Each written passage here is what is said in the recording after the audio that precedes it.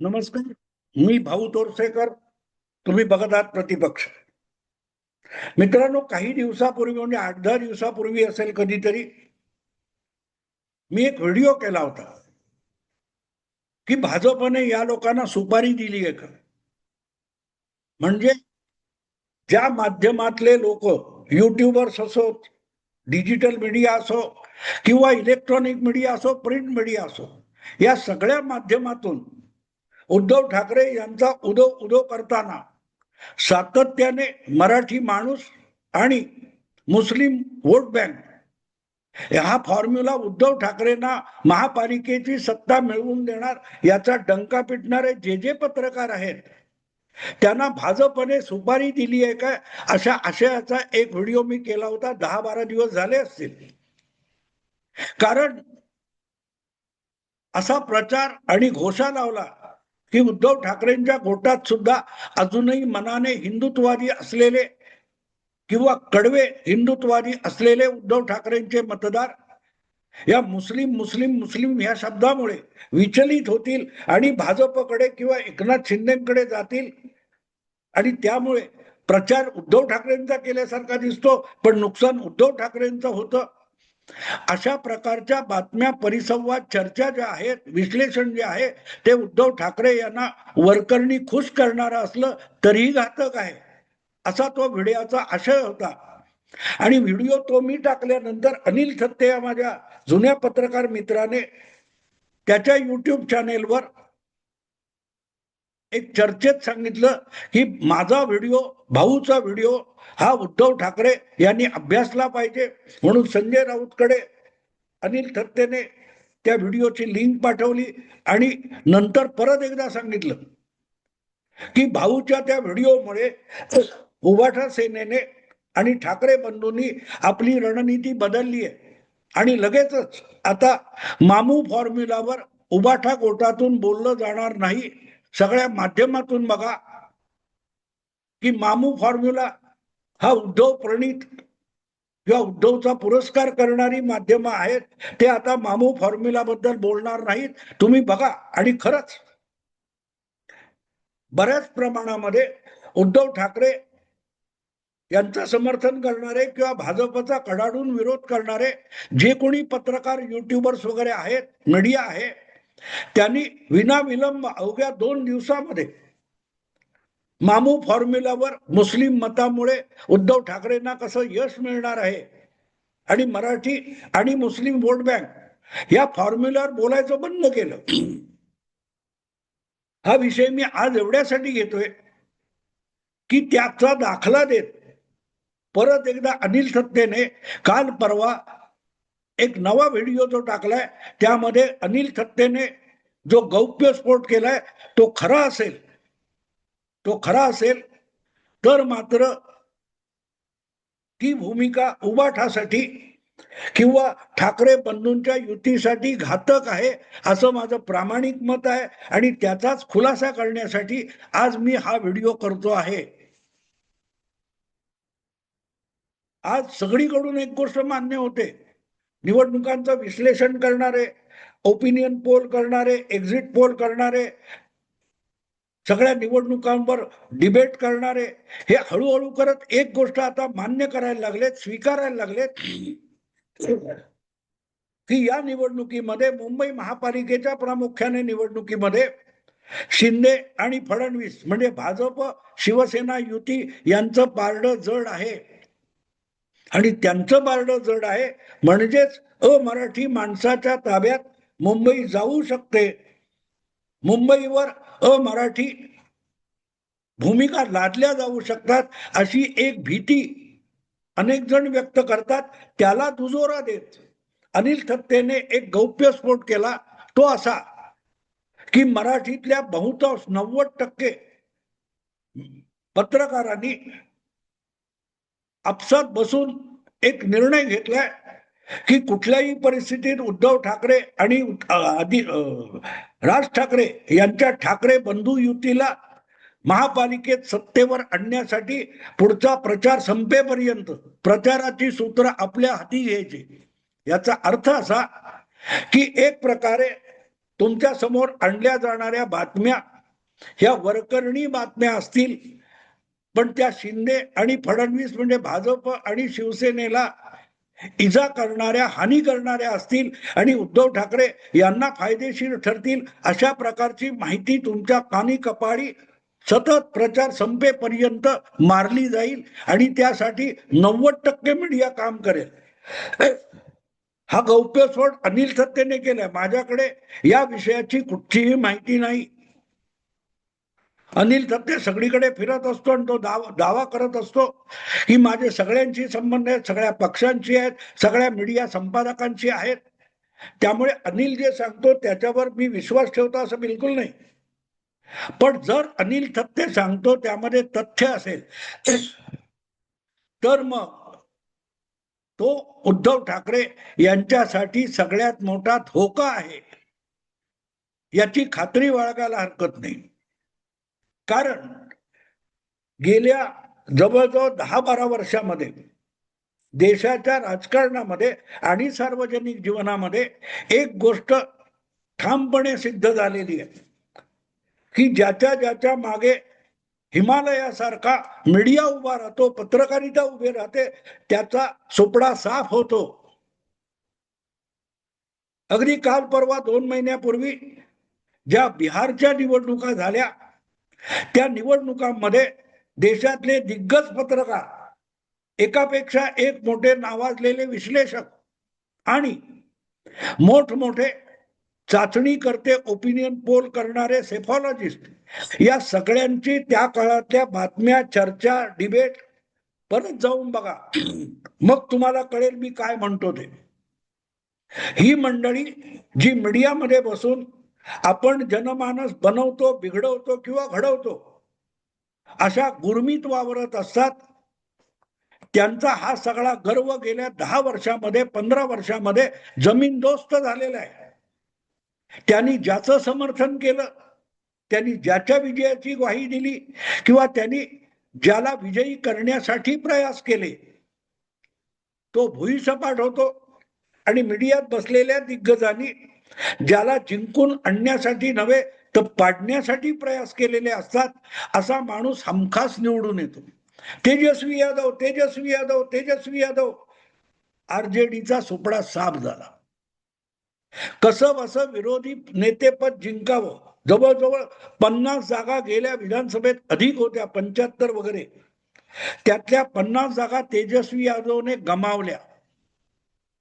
काँग्रेस पक्षाच्या 16-18 जागा होत्या बिहारच्या विधानसभेमध्ये आधीच्या. राहुल गांधी पदयात्रा, वोट चोरी वगैरे वगैरे याचा डंका या सगळ्या दिग्गजांनी इतका पिटला की राहुल गांधींचा पक्ष बिहारच्या निवडणुकीत पार पिटला गेला, 6 का 5 आमदारावर आला. त्यामुळे माध्यमात बसलेले अतिरेकी, अतिशयोक्ती वळणारे आणि वडाची साल पिंपळाला लावून नाकर्त्या लोकांना खुश करण्यासाठी बातमीदारी आणि आकलन करणारे जे आहेत ते जेव्हा तुम्हाला पाठिंबा देतात, ते तुमच्या पाठीशी उभे राहतात आणि तुमच्या विजयाची ग्वाही देतात, तेव्हा एक गोष्ट खात्रीपूर्वक समजायची की त्या पक्षाचा, त्या नेत्याचा बट्ट्याबोळ झाला. महाराष्ट्रात तुम्हाला आठवतं ना, लोकसभा निवडणुकीनंतर उद्धव ठाकरे यांच्याविषयी प्रचंड सहानुभूती आहे. उद्धव ठाकरेंचा चेहरा पुढे केला तरच महाविकास आघाडीचं सरकार महाराष्ट्रात येऊ शकतं अशी ग्वाही देणारे थोडके लोक नव्हते. जवळजवळ सगळा मीडिया. आणि ज्यांना ते पटत नव्हतं ते पण खंबीरपणे उभा राहून हा शुद्ध मूर्खपणा आहे असा दावा करणारा पत्रकार विरळा होता महाराष्ट्रामध्ये. उद्धव ठाकरेंना विषयी कुठलीही सहानुभूती नाही हे माझ्यासारखा सुशील कुलकर्णी किंवा प्रभाकर सूर्यवंशी यासारखे जे तुरळक युट्यूबर्स आहेत हे सांगत होते की कुठलाही सहानुभूती उद्धव ठाकरे यांच्या पाठीशी नाही. उद्धव ठाकरे यांचा चेहरा मुख्यमंत्री पदासाठी पुढे केला तर महाविकास आघाडी महाराष्ट्रात सत्तेवर येईल असा कुठलाही पत्रकार सांगायला धजावत नव्हता. अगदी ज्यांचं काँग्रेसच्या विषयी चांगलं मत नाही अशा पत्रकारांमध्ये सुद्धा हे सत्य मनात असताना बोलण्याची हिंमत नव्हती. इतका मीडिया एकतर्फी फडणवीस, शिंदे, अजितदादा यांच्या विरुद्ध होता. उलट काँग्रेस, उबाठा आणि शरद पवार गट यांच्यासाठी अखंड रतीब घातला जात होता बातम्यांचा. आणि ते पक्ष इतके भुईसपाट झाले की त्यापैकी एकालाही 29 आमदार म्हणजे विरोधी नेतेपद मिळवण्यासाठी आवश्यक असलेला आकडा जो आहे तितके आमदार एकाही पक्षाला निवडून आणता आले नाही. ज्यांच्या चेहऱ्यावर इतकी सहानुभूती होती की त्या उद्धव ठाकरेंना नुसतं मुख्यमंत्री पदाचा चेहरा म्हणून घोषित करा की तुमची सत्ता आली महाविकास आघाडीची, हे दावे ज्या मीडियामधून केले जात होते त्या उद्धव ठाकरेंच्या पक्षालाही 29 आमदार निवडून आणता आले नाही. विरोधी नेते पदावर दावा करावा एवढे आमदार सुद्धा उबाठा शिवसेनेला निवडून आणता आले नाहीत. यासाठी उद्धव ठाकरे, त्यांच्या पक्षाचे नेते, महाविकास आघाडीचे नेते, काँग्रेस वगैरे यांचा नाकर्तेपणा आहेच. पण त्यापेक्षाही असे उपटसुंब मीडियावाले ज्यांचा कसलाही अभ्यास नसतो आणि आपण डंका पिटल्यावर राजकारण फिरतं, पवार साहेब पावसात भिजले, महाराष्ट्राचं राजकारण फिरलं, असल्या अफवा पसरून एक भूलभुलैया निर्माण करणारे जेव्हा कंबर कसून म्हणतात की आम्ही या गटाला, या पक्षाला, या गठबंधनाला विजयी करण्यासाठी तयारीत बसलेले आहोत, सज्ज झालेले आहोत, तेव्हा तुम्ही खात्री बाळगा तोच पक्ष, तेच गठबंधन, तोच नेता आगामी निवडणुकीत जमीनदोस्त होणार आहे. आणि म्हणून अनिल थत्तेने जेव्हा सांगितलं की मुंबईतल्या 90% मीडियाने, डिजिटल मीडिया, युट्यूब असेल, प्रिंट मीडिया असेल, इलेक्ट्रॉनिक मीडिया असेल, त्यातल्या सगळ्या मान्यवर संपादक, दिग्गज पत्रकार, विश्लेषकांनी खुणगाट बांधली आहे की कुठल्याही परिस्थितीत ठाकरे बंधूंना विजयी करायचं, ठाकरे बंधूंच्या हाती मुंबई महापालिका आलीच पाहिजे. भाजपशी टक्कर देण्यासाठी ठाकरे ब्रँडचा आणि ठाकरे युतीचा जो प्रचाराचा भार आहे तो सगळा मीडिया उचलणार आहे. असा जर खरोखर निर्णय झाला असेल तर मात्र मी आज छाती ठोकपणे सांगू शकतो की ठाकरे बंधू, ठाकरे ब्रँड हा मतदानापूर्वीच पराभूत झालेला आहे. कारण काही शुभशकून असतात, काही अपशकून असतात. बाळासाहेब ठाकरे राजकारणामध्ये कायम यशस्वी झाले, त्यांना हे सगळे मीडियावाले कायम अपशकून करत होते आणि तो प्रत्येक अपशकून बाळासाहेब ठाकरे यांच्या राजकारणासाठी शुभशकून ठरला होता. आज जर त्याच पठडीतले आणि त्यांचे वारस असलेले तमाम पत्रकार जर उद्धव ठाकरे आणि राज ठाकरे यांना विजयी करण्यासाठी कंबर कसून उभे ठाकलेले असतील तर त्या दोघांनी ठुणगाट बांधावी मनाशी की ते आजच हरलेले आहेत. निकाल 16 तारीखला लागेल, पण अपशकून असतो. मी यापूर्वी त्या सरोदे आणि यांचं बोललो होतो तुम्हाला. सरोदे, निर्भय बनो अशी जी मंडळी आहेत ही ज्यांच्यासाठी ठामपणे मैदानात उतरतात तेव्हा त्यांचा सुपडा साफ करण्यासाठी विरोधी पक्षाला मेहनत करावी लागत नाही. साधी सरळ गोष्ट आहे, अजिबात मेहनत करावी लागत नाही. हा, पण आज ज्या वेळेला शिंदे किंवा फडणवीस किंवा अजितदादा यासारखे सत्तेत बसलेले 3 नेते दिवसाचे 24 तास अखंड राबत असतात, त्यांच्या पक्षाने तळागाळातल्या सामान्य मतदारापर्यंत सातत्याने संपर्क साधून आपल्या बाजूला मतदार ओढण्यासाठी जी मेहनत चालवलेली आहे ती मेहनत त्यांना जिंकवण्यासाठी पुरेशी आहे. पण अशा वेळेला खोटा नाटा प्रचार करून अफवांचं रान उठवून जर बातम्यांमधून उद्धव ठाकरेंना किंवा ठाकरे ब्रँडला जिंकण्यासाठी माध्यमांनी कंबर कसलेली असेल तर मी म्हणेन थोडी मेहनत भाजपने कमी केली तरी चालेल, ते जिंकणार आहे. कारण या दिग्गजांनी मतदानापूर्वीच ठाकरे बंधूंना मोठा अपशकून केलाय. म्हणजे केलाय असं मी म्हणत नाही, मी म्हणतोय तो अनिल थत्तेच्या त्या व्हिडिओच्या आधारे म्हणतोय. आणि म्हणून मी परत एकदा अनिल थत्तेला या व्हिडिओतून विनंती करीन, बाबा रे, तुला जर प्रामाणिकपणे वाटत असेल की ठाकरे बंधू जिंकावेत, तर त्या दोघांना परत एकदा विनंती कर की मीडियामधले जे दिग्गज कंबर कसून त्यांचा खोटा नाटा प्रचार करायला उभे ठाकलेत आणि सगळी प्रचाराची भूमिका मतदानापर्यंत माध्यमातल्या दिग्गजांनी हाती घेतली असेल, तर कृपा करून त्यांना मदतीला घेऊ नका, मदत करू नका, अशी रिक्वेस्ट ठाकरे बंधूंनी मीडियाला करावी, खाजगीत करावी, जाहीररित्या करावी. आणि या अपशकुनापासून आपली सुटका करून घ्यावी, असं माझं प्रामाणिक मत आहे.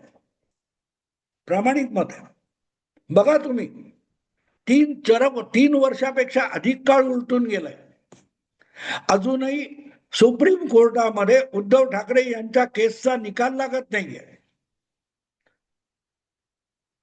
निवडणूक आयोगामध्ये, विधानसभेच्या सभापतींसमोर, सुप्रीम कोर्टामध्ये उद्धव ठाकरे आपला पक्ष अधिकृत आहे, धनुष्यबाण हा आपला आहे, अधिकृत शिवसेना ही माझ्या वडिलांनी स्थापन केली म्हणून ती माझी आहे, हे सांगण्यासाठी उद्धव ठाकरे गेली 3.5 वर्ष संघर्ष करतायत.